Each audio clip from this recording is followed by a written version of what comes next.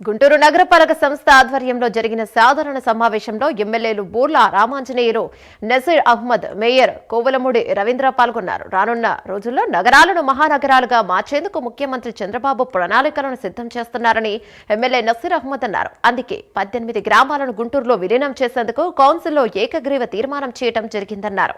కౌన్సిల్లో ఎజెండాను, ప్రతిపాదనను, ప్రియాంబుల్స్ ఆమోదించినట్లు మేయర్ కోవెలమూడి రవీంద్ర తెలిపారు. ముఖ్యంగా విలీన గ్రామాలపై చర్చించినట్లు తెలిపారు. గుంటూరు నగరాన్ని విశాఖ, విజయవాడలకు ధీటుగా అభివృద్ధి చేసేందుకు కట్టుబడి ఉన్నామన్నారు. కౌన్సిల్ మీటింగ్ జరిగింది.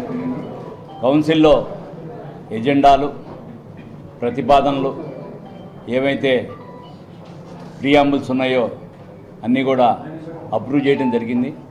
ముఖ్యంగా ఈ కౌన్సిల్లో ముఖ్య ఉద్దేశం విలీన గ్రామాల గురించి చాలా ఎక్కువ సమయం డిస్కషన్ జరిగింది.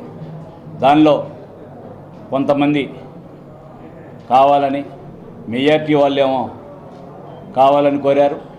అట్లాగే 2-3 ఇది కలిస్తే అట్లా అని కోరారు. చివరికి గౌరవ పశ్చిమ శాసనసభ్యురాలు వారు కూడా ఈ 17 గ్రామాలతో పాటు 18వ గ్రామమైన పెదకాకానిని కూడా కలిపితే మాకు అభ్యంతరం లేదని కోరగా, దాన్ని మేము తప్పకుండా పెదకాకాని కూడా కలిపి గౌరవ కలెక్టర్ గారికి ప్రతిపాదన పంపించవలసిందిగా కమిషనర్ గారు ఆదేశించడం జరిగింది.